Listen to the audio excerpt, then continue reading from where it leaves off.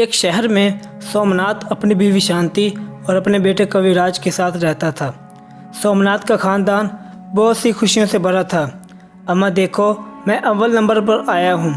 ارے واہ میرے لال، تم نے تو میرا سینہ فخر سے چوڑا کر دیا۔ ایسے ہی خوب پڑھو اور پڑھ لکھ کر ایک بڑے افسر بن جاؤ۔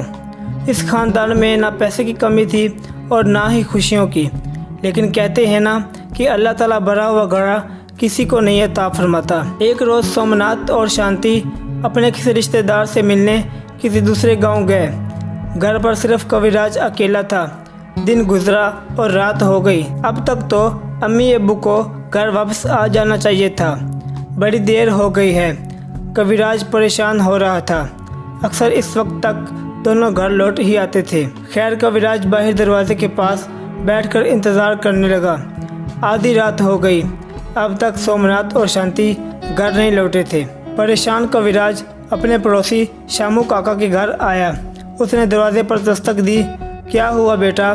اماں ابا صبح سے گئے ہیں، کہہ کر گئے تھے شام تک واپس آ جائیں گے۔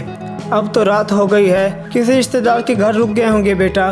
نہیں چاچا، امی ابا کبھی ایسے نہیں کرتے، وہ شام ہوتے ہی گھر لوٹ آتے ہیں، ان کی فکر ہو رہی ہے۔ ٹھیک ہے بیٹا، ہم دونوں چلتے ہیں اور دیکھتے ہیں۔ شامو کاکا نے اپنی موٹر سائیکل نکالی اور کبیراج پیچھے بیٹھ گیا۔ کون سے گاؤں گئے تھے؟ لند گڑھ۔ ٹھیک ہے چلو چلتے ہیں۔ شامو بائک چلا رہا تھا۔ وہ لوگ لند گڑھ پہنچنے ہی والے تھے کہ راستے میں انہیں بڑا ہجوم نظر آیا۔ لگتا ہے وہاں کچھ ہوا ہے۔ شامو اور کبیراج اس حادثے والی جگہ پر پہنچے تو علم ہوا تقریباً رات کے 9 بجے ایک بس کا حادثہ ہوا ہے۔ یہ سن کر کبیراج ڈر گیا۔ ڈرو مت، ہسپتال چل کر پتہ کرتے ہیں۔ شامو کاکا کبیراج کو ہسپتال لے گئے۔ شامو کاکا نے مریضوں کے رجسٹر میں پتہ کیا۔ سومناتھ اور شانتی نام کا کوئی مریض نہیں ہے۔ کبیراج کو لگا کہ شاید اس کے والدین محفوظ ہیں۔ کچھ لوگوں کی موت بھی ہوئی ہے، آپ لاش گھر میں پتہ کیجیے۔ کبیراج اور شامو بھاری قدموں سے لاش گھر پہنچے۔ کیا نام؟ سومناتھ اور شانتی۔ ادھر دستخط کرو، صبح پوسٹ مارٹم ہو کر ڈیڈ باڈی مل جائے گی۔ کبیراج کے ہوش فاختہ ہو گئے۔ وہ زور زور سے رونے لگا۔ شامو کاکا کبیراج کو سنبھالنے کی کوشش کر رہا تھا، لیکن کبیراج کی تو دنیا ہی ویران ہو گئی تھی۔ یہ رات کبیراج کی زندگی کی سیاہ رات بن گئی تھی۔ اگلی صبح سومناتھ اور شانتی کی لاش ان کے گھر لائی گئی۔ رشتہ دار اور پڑوسی کے لوگوں نے آخری رسومات کی ذمہ داری سنبھال لی۔ کبیراج ہوش میں نہیں تھا۔ کل کا اس کا ہنستا کھیلتا خاندان آج ایک رات میں تباہ ہو چکا تھا۔ کچھ روز گزر گئے، کبیراج نے اپنے آپ کو سنبھالا۔ اب وہ یتیم ہو چکا تھا۔ اسے اپنے والدین کی بہت یاد آتی تھی۔ اس کے کسی رشتہ دار نے اس کی ذمہ داری نہیں لی، اس لیے اسے خود کی ذمہ داری خود ہی سنبھالنی پڑ رہی تھی۔ کبیراج نے ایک ڈھابے میں کام کرنا شروع کیا۔ ڈھابے کا مالک کبیراج کو کھانا بھی دیتا تھا اور کام کے پیسے بھی۔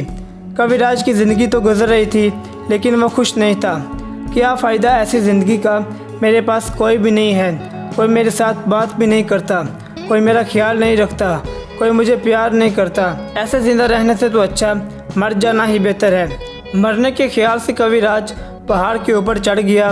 وہ کودنے ہی والا تھا کہ سامنے ایک جادوئی پری حاضر ہوئی۔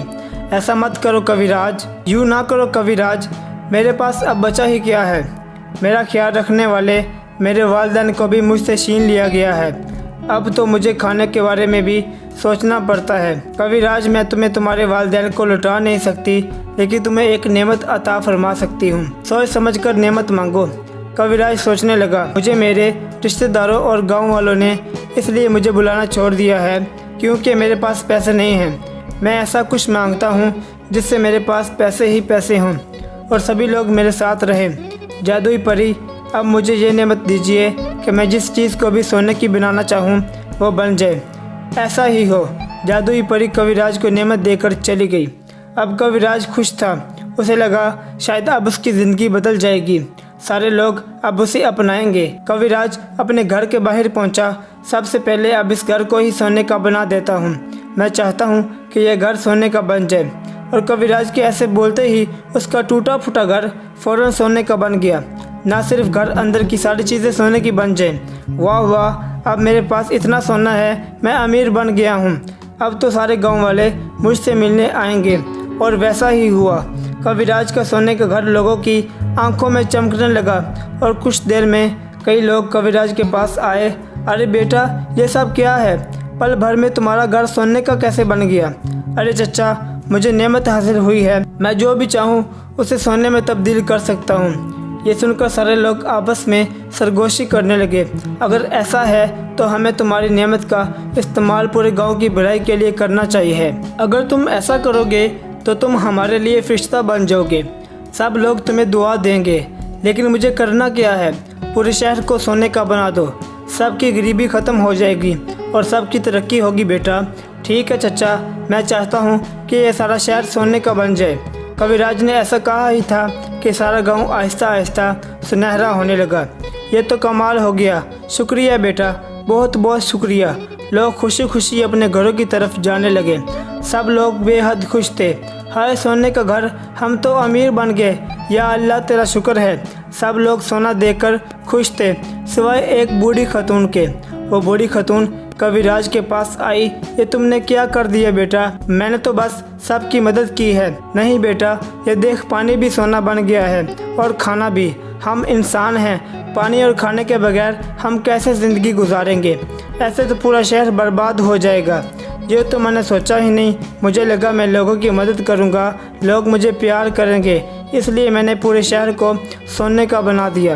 اب سب کچھ پہلے جیسا بنا دو بیٹا۔ اماں، یہ میری قوت میں نہیں ہے، مجھے صرف چیزوں کو سونے میں تبدیل کرنے کی قوت ملی ہے۔ اوپر والے، اب میں کیا کروں؟ سوچا تھا کہ کبھی زندگی میں پیسوں کی کمی نہیں ہوگی اور مجھے ڈھیر سارا پیار ملے گا، یہ سب میں نے کیا کر دیا؟ کبیراج رونے لگا اور پھر وہ بوڑھی عورت جادوئی پری میں تبدیل ہو گئی۔ تمہیں اپنی غلطی کا احساس ہو گیا کبیراج، زندگی میں پیسوں سے زیادہ پیار اور سہارے کی ضرورت ہوتی ہے۔ اب میں اپنی نعمت تم سے واپس لے رہی ہوں، یہ شہر بھی پہلے کی طرح ہو جائے گا اور میں تمہیں برکت دیتی ہوں کہ تمہیں زندگی میں ہمیشہ پیار اور سہارا حاصل ہوتا رہے، تمہاری زندگی ہمیشہ خوشیوں سے بھری رہے۔ کبیراج نے جادوئی پری کا شکریہ ادا کیا اور پھر وہ غائب ہو گئی۔ سب کچھ پہلے کی طرح ہو گیا۔ سب لوگ حیران تھے سوائے شامو کاکا کے۔ بیٹا، میری کوئی اولاد نہیں ہے، تم میرے بیٹوں کی طرح ہو، اگر تمہیں منظور ہو تو میں تمہیں گود لینا چاہتا ہوں۔